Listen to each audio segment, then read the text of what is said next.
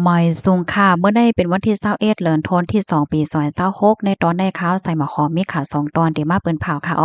ตอนที่1ค่ะซื้อลูเซนสายใจกว่า70โตปลายในข่าวตั้ง10วันปลายกุ้ยข่าวเที่ยงตอนหนึ่งค่ะตีเมืองหนึงได้มีมาปักเปิงว่าก็เป็นโผในจางแหมและปันตัวตามก็เป็นแม่นางไหลประวัติลูกอำฮักในเป็นสังในข่าวว่าเลือเสนั่นก็มีปักเปิงเกี่ยวกับไปลองการแห่หามสุนไหลนางยิ่งเทียงเป็นอะไรคอในค่ะออนตั้งเปิ้นได้ก่อเข้ามาถ่อมด้วยข่าวโคในออนตั้งเนี่ยค่ะซื้อลู่เซิงสายใจกว่า70โตปลายในเมื่อวันที่20เดือนธันวาคมที่2ปี2026ได้มีข่าวงาออกมาว่าอิงเหนือซื้อไล่ก่ายก้อนอันมีไว้อยู่ดีคุ้มซื้อแมริมและดั้งแม่แตงใจดอนเกี้ยงใหม่ไหลลู่เซิงกว่าคมตั้งหมด72โตภายในข่าวตั้ง12วันนั่นตั้งฝ่ายมอยาเขาในกอไลกดท่าหาลวงตั้งมั่นคณะวาย่นก็เปิดสั่งแลเป็นกว่าจึงไหนเนี่ยค่ะเพราะว่าทัดด้วยเสียก่อนไลฮู้ว่าซื้อดีอันรู้เซ็งกว่าตั้งเซ็งตั้งบดนั่นเขาติดจับเจอแมงไข่หัดแมวนั้นก็จื้อพาโวไวรัสนะคะเป็นไวรัสดีอันมีพรตุ้มยอนต่อเส้นตั้งหาราเฮ็ดจังเนี้ยนะเฮ็ดให้เป็นต้องโค่นว่าต้องกว่ามีลมหนาวใครกินข้าวกินน้ำเพราะว่าเป็นแห้งก็ถึงตีป้อรู้เซ็งสาใจกว่าเจอได้เฮ็ดจังไหนนั่นน่ะเนาะลอกเลอเซในเหย้าในยังครบทบว่ามีลองติดจับเจอแมงแบคทีเรียไมโครพลัสปลาจอมลูกกวานเฮ็ดจังไหนค่ะตั้งฝ่ายผู้มีปนพ่นเขาก็ลาดว่าตาได้ยดยาซื้ออยู่ลิ้นนั่นยอมรับว่ามันก็ง่ายนั่นค่ะน่ะย้อนก็เพราะว่ามันเหมือนน้องหมาน้องแมวน้องหมาน้องแมวเนี่ยเขาอยู่จำก้นเมื่อว่าเขาอยู่ลีมีลองแปลกเปิงเนี่ยก็มันก็จางโหนไหลกำเหลียวเสียก็จางเอามายดยาปันไหลกำเหลียวก้วยกะว่าซื้อในซ่ามันไหลอยู่จำก้นเนาะเผอฮู้ว่าอยู่ลีเนี่ยก็สำปอกให้ตกเลือนยาวเฮ็ดจังไหน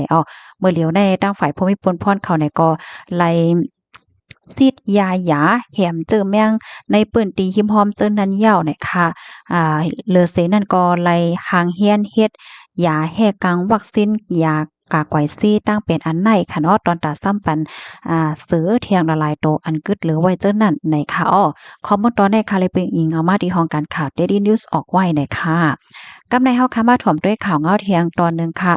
ข่าวอันใดก็เดเลยว่าเป็นข่าวเงาที่อันตรายก็เลยถ่อมเลยยินยอก็เป็นอันตกอกตกใจค่ะเนาะเกี่ยวกับเลยลองสุนไลนางยิ่งภาวะจัดปานนางยิ่งเฮ็ดจังไหนนะเมื่อวันที่19เดือนธันวาคมที่2ปี2026นั่นอยู่ที่ห้องการข่าว NDTV ไล่ออกมาเปิ้นข่าวรัดว่าพลน้ำสูงสุดตาลิบันดีในเมืองอัฟกานิสถานค่ะไล่ลงลายมือปักเปิงไม้มีอิสลามใหม่ค่ะปันขว้างให้ก็เป็นโผในคณะจัง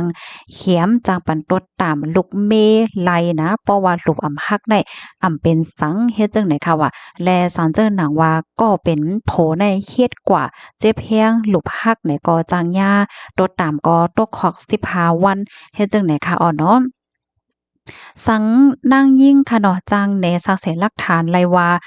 ก็เป็นโพนั่นเฮ็ดที่เขาป่นที่เฮียงหนายาวว่าสังว่าจังไหนเนี่ยก็ไลกว่าเติงลาดีลุ่มตะลานั่นค่ะน่ะเมื่อพ้องดีกว่าดีลุ่มตะลานั่นก็ติเลยมีโพจ่ายนั้นก็โพว่าสังว่าจังไหนติเลยกว่าจ้อมตรงหนึ่งจ้อมว่าสังว่าจังไหนเฮ็ดไหนค่ะเอาป้องว่านางยิ่งในกว่าคับขึงเฮ็ดอิหยังหั่งก้อยก็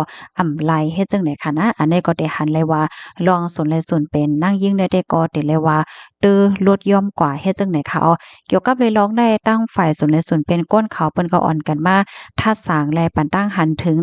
ตั้งนำตั้งหลายเนี่ยค่ะลองปักเปิงหมายมีหมายในเฮ็ดจังไหนนะกำในเฮาคามาด้วยค่ะปักเปิงหมายมีอันมีมาตั้งปตอนอัฟกานิสถานอันจังตุ้มเตอต่อนางยิ่งนั่นเลยค่ะมาตรา32ค่ะอันนี้ก็ปันขว้างให้ก็เป็นโผนั่นเฮ็ดดีก็เป็นแม่นางไลนะสังว่าลูกฮักอันว่านั่นเป็นสังในนั้นค่ะน่ะ แลสังเจิ้นหนังว่าย่าโพเฮ็ดถึงตีลูกป้อฮักไหนก็เป็นแม่นางนั่นค่ะเตไลกว่าแหนตีผมมีปนพรเขาเตกว่าในสังเตไลกว่าในสังเสหลักฐานมันตีลุ่มตะลาแววก็เมื่อกว่านั้นก็เตไลมีโผกว่าบ้าจอบไหนค่ะสั่งว่าลุ่มตะลานั้นเต็บตัดสินใจว่าพิษเนี่ยก็เป็นโผนั่นเตไลหับตดตามสูงสุดก็15วันกันนานก้อยเนี่ยค่ะมาตรา34ค่ะแห่หามนางยิงออกข้าวตั้งกว่าแหล่ใจญาติพี่น้อง รวยดีไลหับขว้างตีก็เป็นโผสั่งว่าไลขว้างโผเสียก็กว่าเพราะว่าเนี่ยจึงจางยาตัวตามคอกใน3เลินและญาติพี่น้องของฝ่ายยิ่งก็เตจังยาเอาตั้งพิษป้ามาเทียงค่ะหมายมีมาตรา13ค่ะ ห้ามผู้หญิงร้องเพลงกว้ามอ่านออกเสียงนั้นก็ใจเสียงในปื้นที่เนาะเคินค่ะย้อนก็เปิ้นว่าเสียงของผู้หญิงเนี่ยมันอ่อนหวานแรงหนาล่ะอีแลมันจางจันใจผู้ชายไหลผู้ชายยินเสียงผู้หญิงแล้วก็มันจางจันใจไหลโคมป้าถึงเตไหลปิกโตปิกคิงปิกหน้าปิกตาเมื่อพ้องอยู่นอกเคินน่ะเตไหลขมมดๆจังหนังหันที่ในแคบหางในเหี่ยวเฮ็ดให้ค่ะเอาเที่ยงตอนหนึงก็ เต็มไร้ด้วยโพจ้ายนะสำหว่ำใจญาติอันนั้นก็เป็นโพเจ้าเก่าในเต็มไร้ด้วยเนี่ยค่ะว่าผู้หญิงก็อย่าโพจ้ายก็อย่าอะตื้นว่าต้วยมไร้ต้วยก้นไหลเฮ็ดไหนออกพี่น้องเฮาแล้วก็เที่ยงคอหนึ่งเนี่ยก็ห้ามผู้หญิงออกข้าวตั้งก่อเหลียวขี่เลี้ยงก้ากว่าได้กว่าเด้อว่าสังว่าจังไหนๆเนี่ยค่ะปยก็ยกเลิกแปดปักเปิงหมายมี EVAW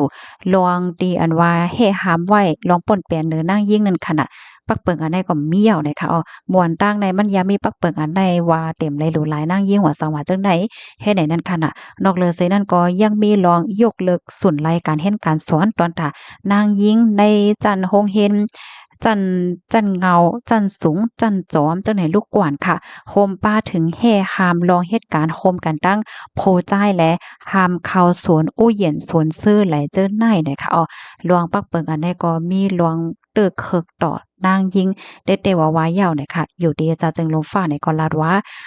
ปักเปิงหมายมีอันออกมาในค่ะมันเป็นรองลีโกลีแฮและเตึกเคิกต่อล้วนและนางยิงเต๊ะๆอันว่านั้นยาวนะคะคอมเมนต์ต่อในค่ะไลเปิงอิงเอามาที่ห้องการข่าว NDTV ออกไว้นะคะพี่น้องค่ะถ่อมข่าวเงาโหนยาวหันถึงจึงหือพองนะคะนะอ่าบ่ถ่อมจังไหนยาวก็ผู้หญิงที่อันเกิดในเมืองใต้ในรู้สึกว่าเป็นก้นกำดีกว่ากำเหลียวค่ะเนาะที่เมืองปากีสถานนั้นได้ก็มีเปิงไว้จังนั้นยาวในค่ะว่านะอันในตอนได้ก็ค่ะมาอ่านในบรรพี่น้องค่ะครบๆค่ะเนาะเมื่อวันที่19ที่ป่นมาในข่าวออกมาเปิงใหม่น่ะเนาะว่าโผในแหมผู้หญิงไล่เฮ็ดที่ผู้หญิงไล่ป่นหลุมฮักมันเป็นหังว่าเพราะว่ามันน่ะคมมดๆก็จึงว่ากว่าเมื่อไกลค่ะเนาะมันมีเป็นอะไรข้อที่อันให้ห้ามไว้ที่สุดเลยนางยิ่งจังไหนค่ะค่ะรับถอมยอหันเถินเจอก็แต้มมาเลยค่ะดอกเหมยสูงค่ะ